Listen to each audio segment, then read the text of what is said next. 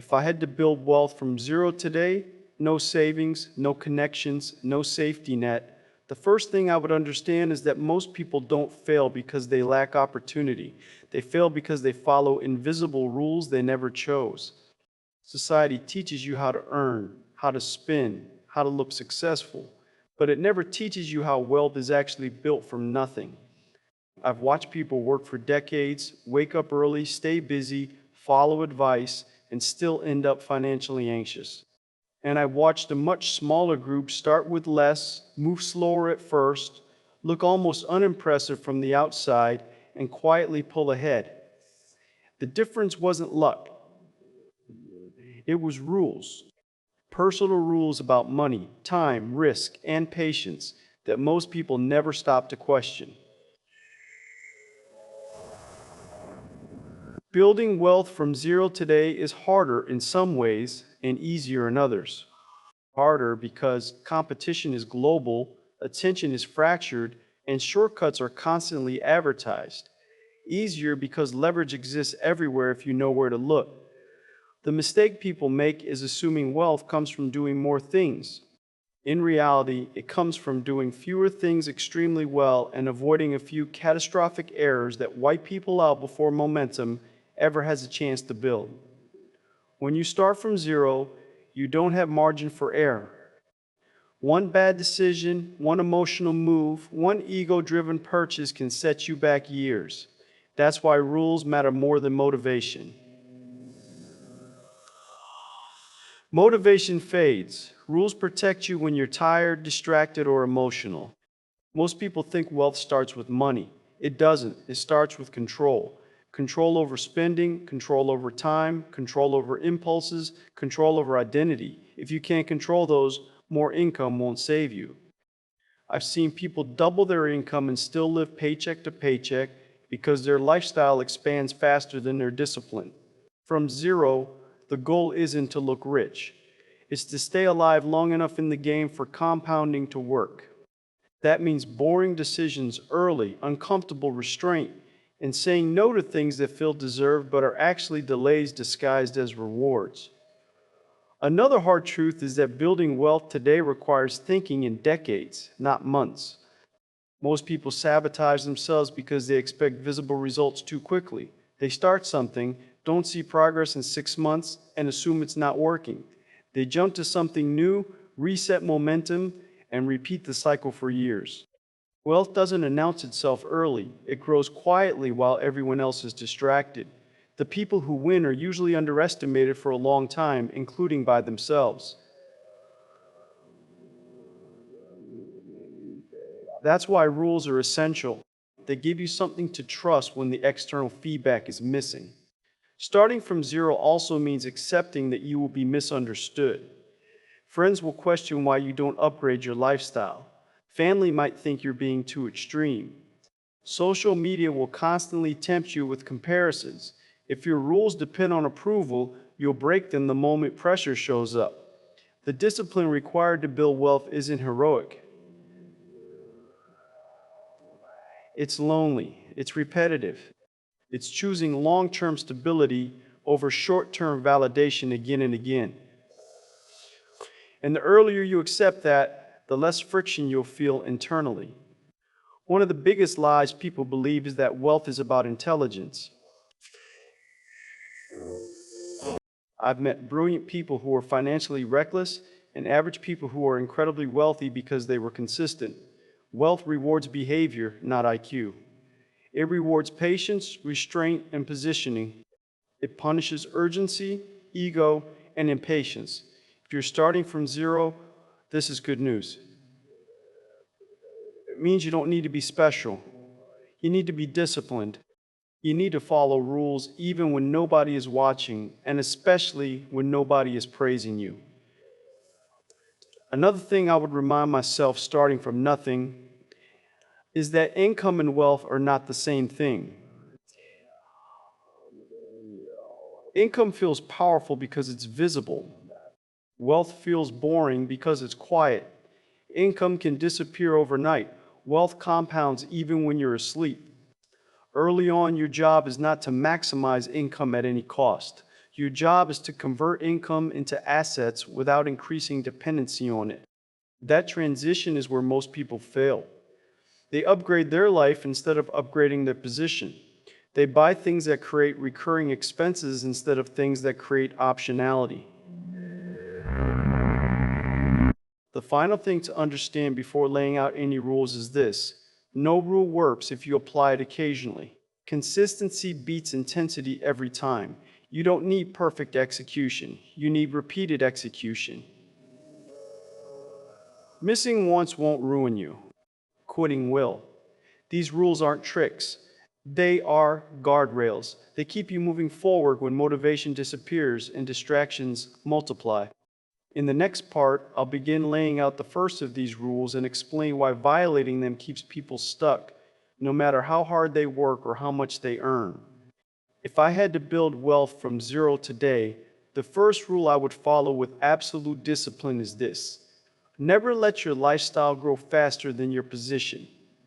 This sounds obvious, but it is the most commonly violated rule in the real world, and once it's broken, wealth becomes almost impossible to build. When you start from zero, every improvement in income feels like progress, and the temptation to reward yourself is overwhelming. You tell yourself you deserve it because you worked hard, because you struggled, because you were patient. And emotionally, that logic feels fair. But financially, it is lethal. The moment your spending rises to meet your income, you erase the very advantage that income was supposed to create. Instead of buying freedom, you buy obligations. Instead of creating flexibility, you create pressure, and pressure forces short-term thinking. I've watched people escape poverty only to trap themselves in a more expensive version of the same stress, because now they have more bills, higher expectations, and less room to breathe. Wealth doesn't start when you earn more. It starts when your income exceeds your lifestyle by a margin large enough to matter. From zero, that margin is sacred. It is the space where decisions are made calmly instead of emotionally. It is the buffer that allows you to wait instead of panic. And the uncomfortable truth is that this margin is invisible. Nobody congratulates you for it. Nobody applauds restraint. In fact, people often misunderstand it as lack of ambition. But the people who quietly maintain this gap are the ones who eventually leap ahead while everyone else stays stuck. What makes this rule especially hard is that modern life constantly pushes you toward visible success. Social media rewards display, not discipline. Your peers upgrade, celebrate, consume, and you feel like you're falling behind if you don't do the same. But if you're starting from zero, copying people who are already ahead is a guaranteed way to stay behind. They're spending from assets. You'd be spending from potential. That difference matters more than people realize.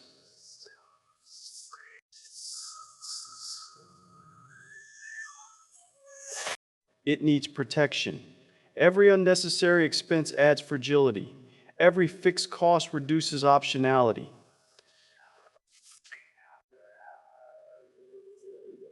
And optionality is everything when you have nothing to fall back on. This rule is not about living poorly forever. It's about delaying gratification until it multiplies. The irony is that people who break this rule often look successful early, while those who follow it look average or even stagnant.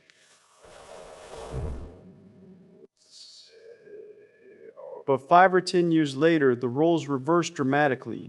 The quiet ones suddenly have freedom. The flashy ones suddenly feel trapped.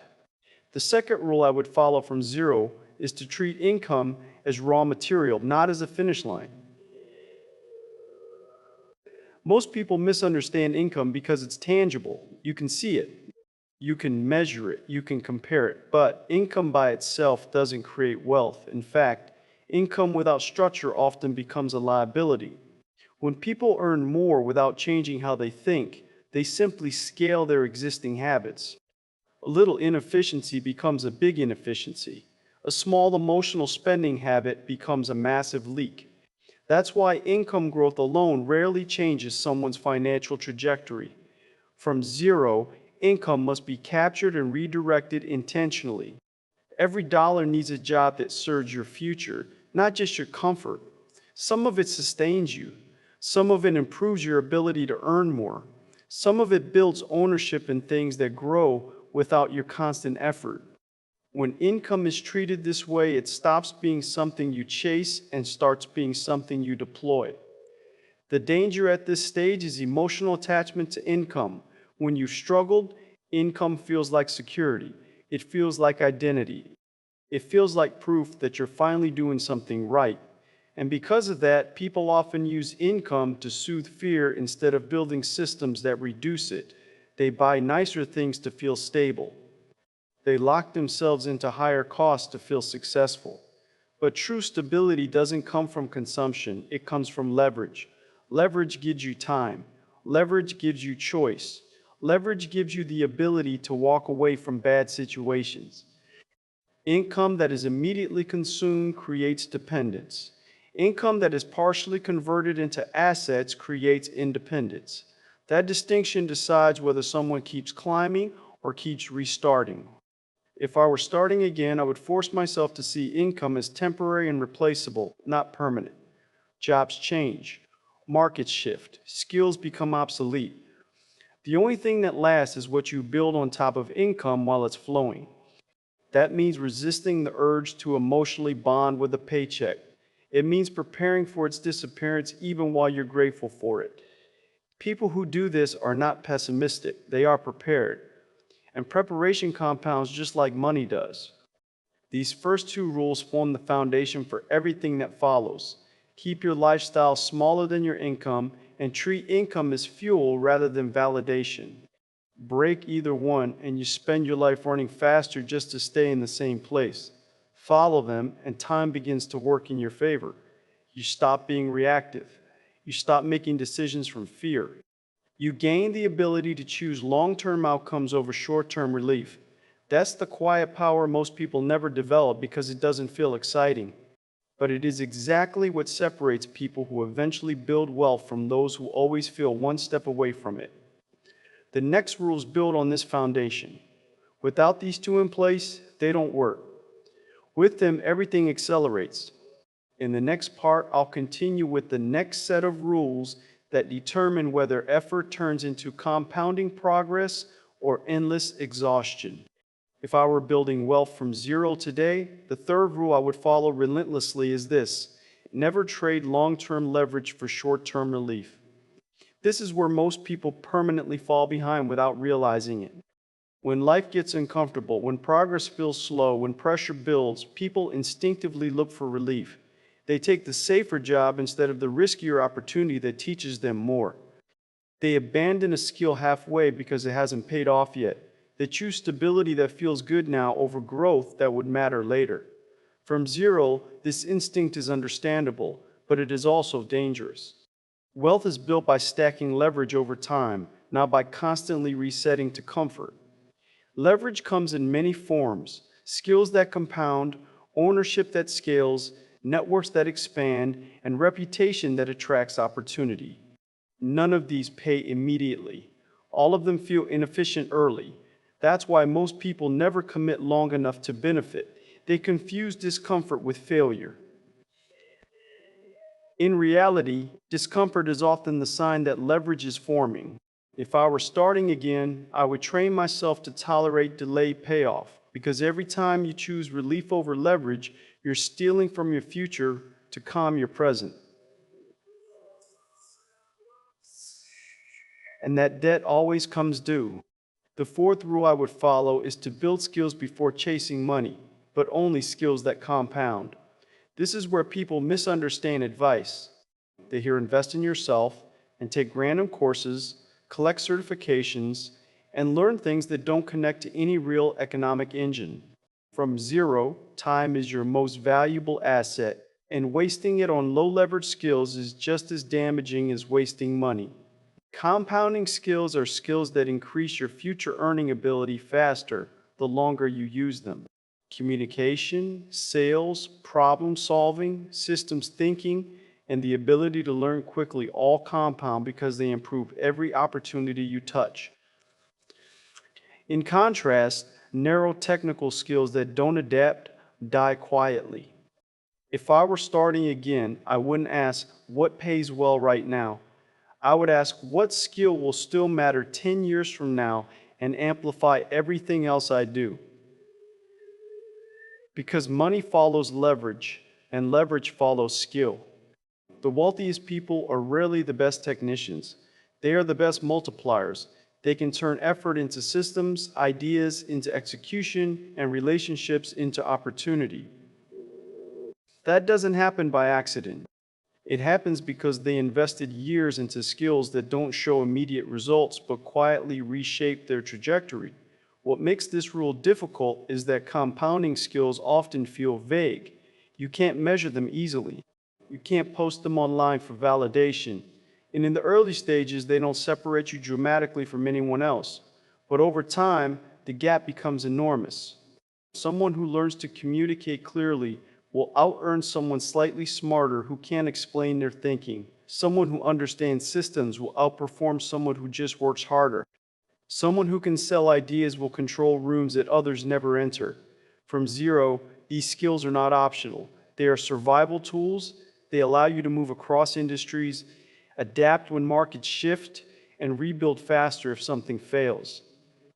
People who skip this step often become trapped in a single path with no exit. And when that path collapses, they collapse with it. The fifth rule I would follow is to never confuse motion with progress. Modern life makes this mistake easy. You can be busy all day and still move nowhere. You can answer emails, attend meetings, scroll feeds, consume content, and feel exhausted while your position remains unchanged.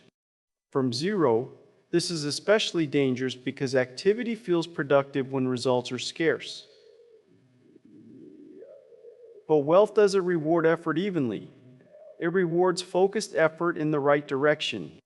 If I were starting again, I would ruthlessly identify the few actions that actually move my position forward and eliminate everything else.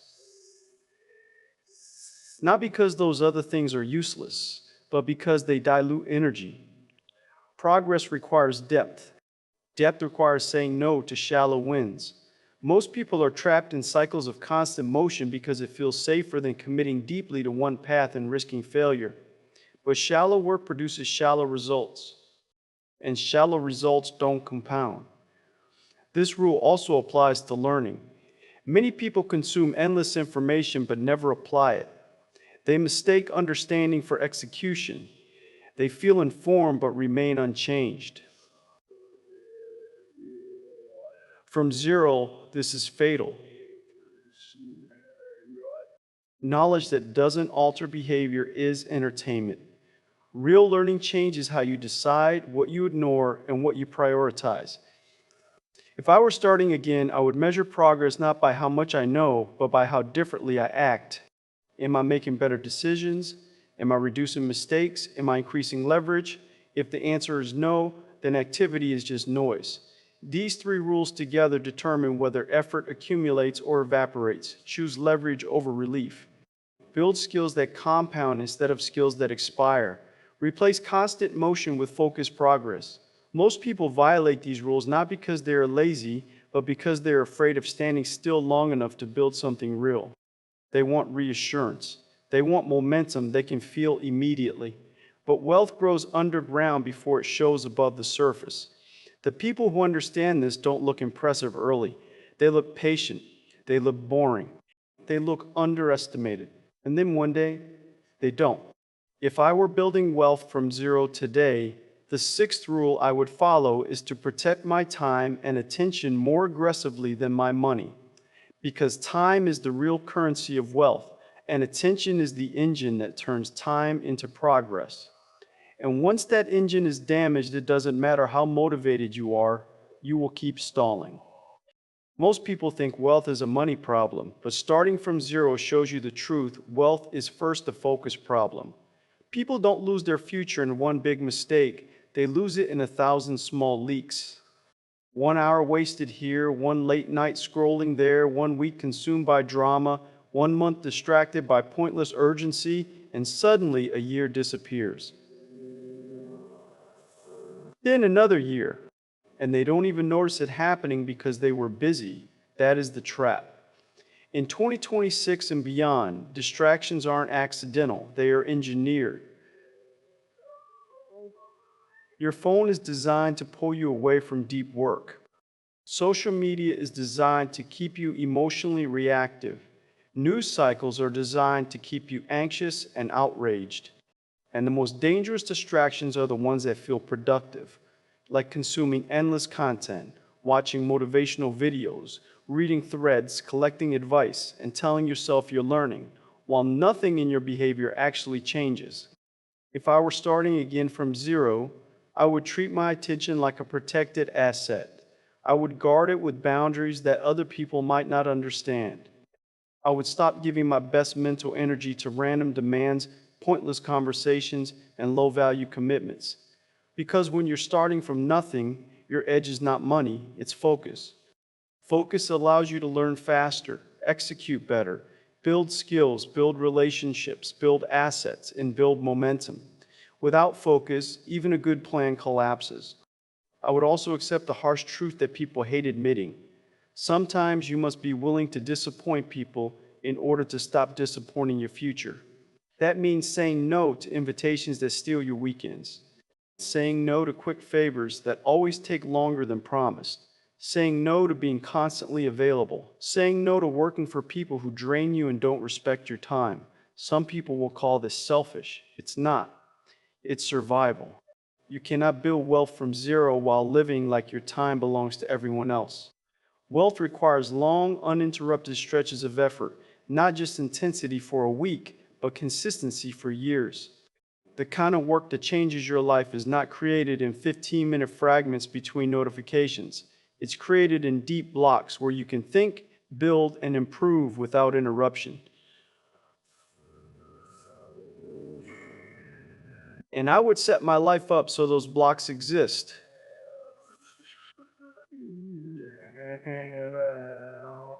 That might mean waking up earlier, but more importantly, it means removing the mental clutter that makes you waste the morning anyway.